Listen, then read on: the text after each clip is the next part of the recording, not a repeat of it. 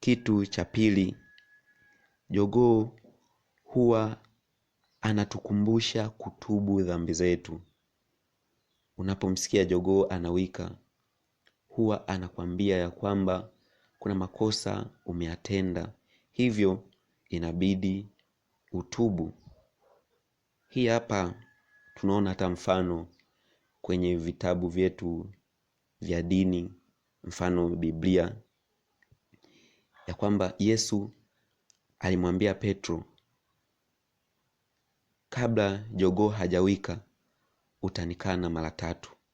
Na kweli Petro